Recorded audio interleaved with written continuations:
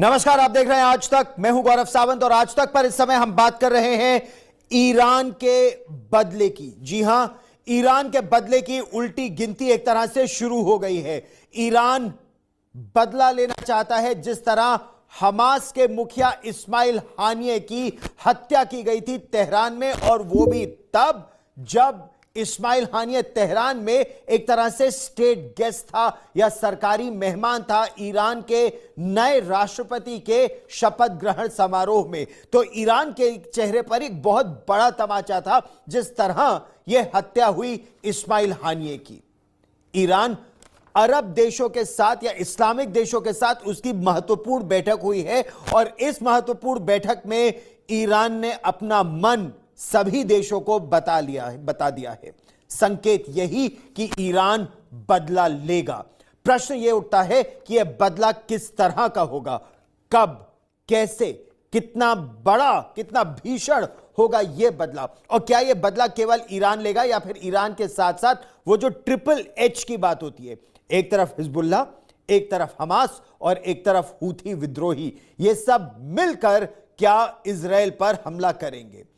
Israel के कुछ सैन्य ठिकानों पर ड्रोन से हमला कर भी दिया गया है। खबरों के मुताबिक इस हमले में एक नागरिक की मौत हुई है जबकि कई सैनिक घायल हो गए हैं। ईरान ने अभी तक इजराइल पर सीधा हमला नहीं किया है।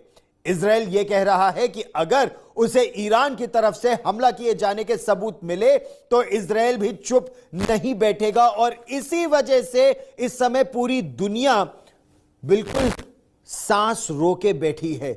खतरा यह है कि अगर ईरान और इजराइल के बीच सीधा युद्ध हो गया तो इसका असर बहुत बुरा पड़ेगा, न केवल पश्चिम एशिया के क्षेत्र में बल्कि इस पूरे विश्व पर इसका असर पड़ सकता है। ईरान और इजराइल के बीच जंग की संभावना से इस समय इनकार नहीं किया जा सकता। हम आपको कुछ तथ्य बताते हैं। इस समय ईरान के जो आर्म्ड फोर्सेस हैं उनकी ओर से खबर इस तरह की आ रही है कि ईरान इजराइल पर कहां और कैसे हमला करेगा इसकी तैयारी हो रही है।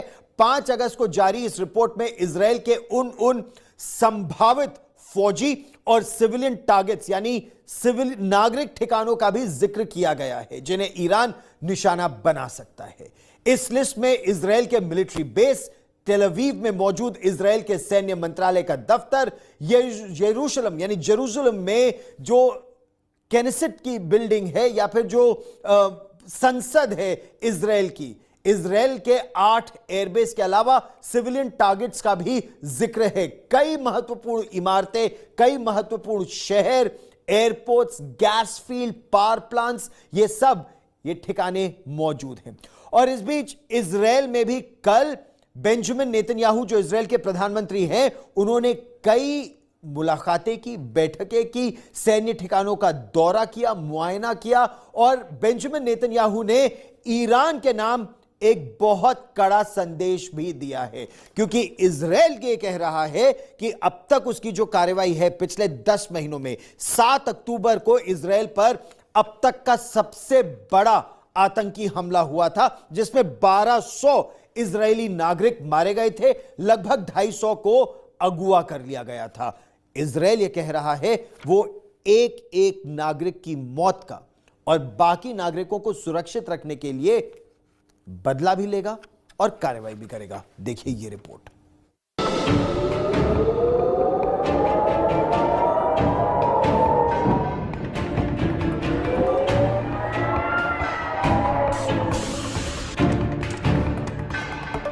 इजराइल पर ईरान की ओर से कभी भी हमला हो सकता है। ऐसे में इजराइल की सरकार ने जवाबी कार्रवाई के लिए कमर कस ली है। बुधवार को इजरायली प्रधानमंत्री बेंजामिन नेतन्याहू से लेकर रक्षा मंत्री योआव गैलेंट और रक्षा प्रमुख ने अलग अलग सैन्य बेसों का दौरा किया और सैनिकों से मुलाकात कर जंग की तैयारियों का जायजा लिया।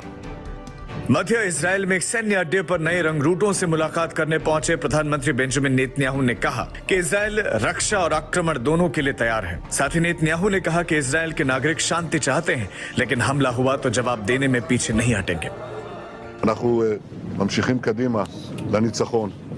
אני יודע שאזרחי ישראל נמצאים בדריכות. אני מבקש מכם דבר אחד, לשמור על אורך רוח וקור רוח. इसराइल के रक्षा मंत्री योव गैलेंट ने भी सैन्य बेस का दौरा किया और सैनिकों के साथ बैठकर सुरक्षा के मौजूदा हालात का जायजा लिया। इस दौरान इजरायली रक्षा मंत्री ने कहा कि अगर हमला हुआ तो ईरान हो या लेबनान का हिजबुल्ला, उसे भारी कीमत चुकानी होगी।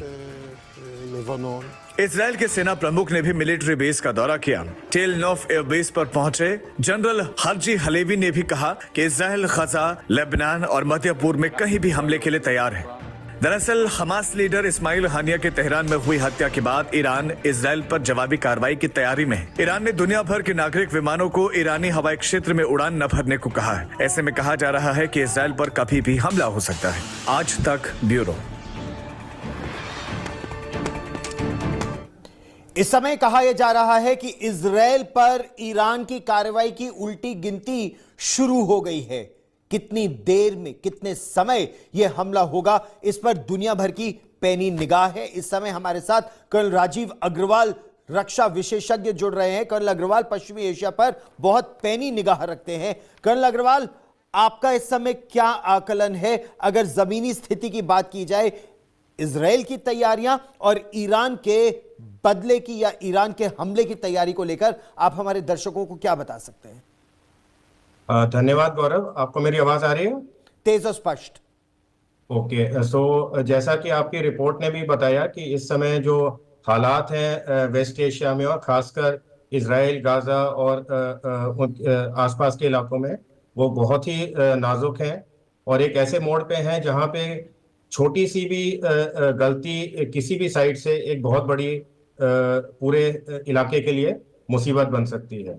जैसा आपने बताया भी रिपोर्ट में कि 30 जुलाई को जो इस्माइल हानिया की असैसिनेशन हुई थी तेहरान में, वो ईरान के लिए एक बहुत बड़ा मुद्दा बन गया है और ईरान चाह के भी, अगर चाहे भी कि मैं मतलब ईरान इसको डायरेक्टली